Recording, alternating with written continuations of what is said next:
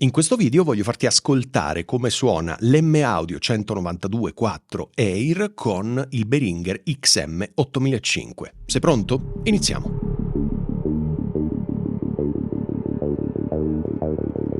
Probabilmente hai già visto il video nel quale ti presentavo questa scheda audio e hai sentito che ero veramente entusiasta di come suona questa scheda, soprattutto in rapporto al prezzo.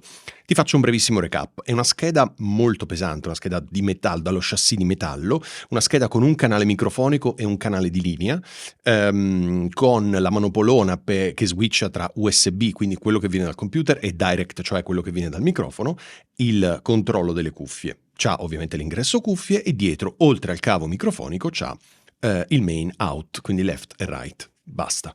Una scheda super semplice, una scheda però che suona molto bene, un preamplificatore veramente molto silenzioso. Il prezzo adesso non ricordo di preciso quant'è, ma immagino si aggiri intorno agli 80-85 euro. Però ti metto il link in descrizione di Amazon perché lì, come sai, spesso ci sono anche offerte. Il microfono XM8005 non dovrei neanche presentartelo perché ne ho parlato veramente tantissimo su questo canale. Perché? Perché è un microfono che costa una ventina d'euro e a volte si trova in offerta su Amazon anche a molto meno. Ti metto il link in descrizione anche di questo. È un microfono che per quanto costa vale veramente tanto, nel senso che suona veramente bene in proporzione al costo. Ed è un microfono economico, quindi questo potrebbe essere un setup di tutto rispetto per iniziare a far podcast e farlo nel modo corretto, farlo nel modo migliore da un punto di vista di qualità audio. Questo è un microfono dinamico, quindi non necessita della 48 volt, tant'è che qui è disabilitata. È un microfono con un pattern polare cardioide, cioè prende tutto ciò che arriva, soprattutto davanti, un po' di lato e niente di ciò che arriva dietro. Quindi un pattern polare tutto sommato utile per registrare anche la voce per il nostro podcast. Ok, allora, in questo momento tu stai sentendo il Behringer XM8005 che va dentro l'M Audio e l'M Audio si collega tramite cavo USB-C al mio Mac con Reaper attivo in questo momento. Quindi sto registrando una traccia su Reaper e devo dirti che il gain sulla scheda è quasi a 10. Ora ti racconto però una cosa. E quello che vedo nell'indicatore su Reaper è un gain tra meno 18 e meno 12, forse più verso meno, sì, intorno a meno 18, non ci arriva a meno 12. Ok, quindi non è altissimo quel gain, ma in post-produzione del video sicuramente regolerò il volume in modo da fartelo ascoltare in maniera perfetta. Cosa volevo dirti a proposito del gain di questa scheda? L'ho già detto a proposito del video di presentazione. Non so se è proprio un problema di questo modello, questa unità che ho comprato io, o di tutte le M Audio di questa serie. Sono più portato a pensare che sia la seconda. Aspetta che... ok.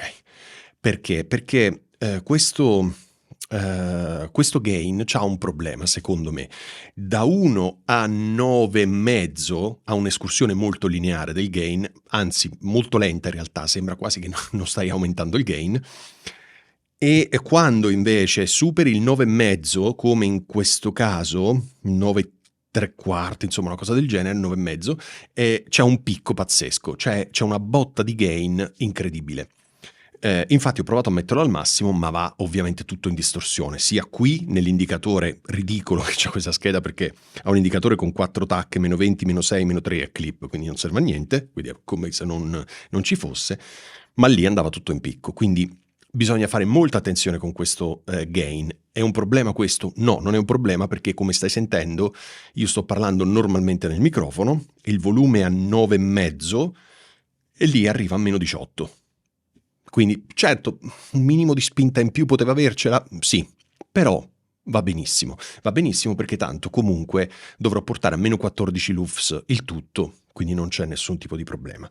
Mi faceva piacere fare questo video, anche abbastanza breve, per farti ascoltare quanto un microfono da 20 euro dentro una scheda, 25, insomma quello che costa, una scheda circa 80 euro, possano suonare in maniera decente e farti iniziare a far podcast con un livello qualitativo buono.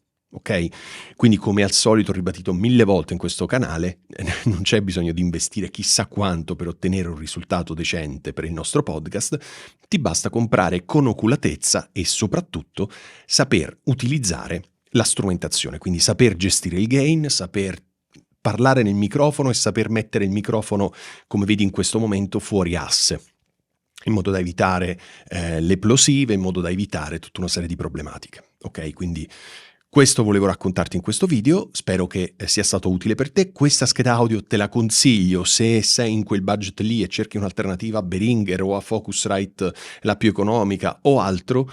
Questa scheda audio sicuramente può essere utile anche perché ha dei preamplificatori super silenziosi, quindi se già la stanza nella quale registri non è molto silenziosa, eccetera, avere una scheda audio che ha dei preamplificatori super silenziosi sicuramente ti aiuta. Se poi utilizzi anche un microfono, non questo, ma un microfono con una spinta in termini di gain maggiore rispetto a questo, sicuramente riesci a controllare meglio il gain e ad avere meno rumori di fondo. Però, come stai sentendo, io non sto utilizzando nessun plugin, non sto utilizzando niente.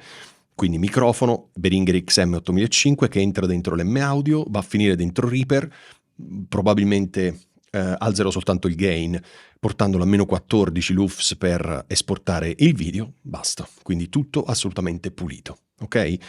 Spero che questo video sia stato interessante per te. Se hai domande, dubbi, curiosità, non esitare a commentare questo video e io risponderò nel più breve tempo possibile, ok?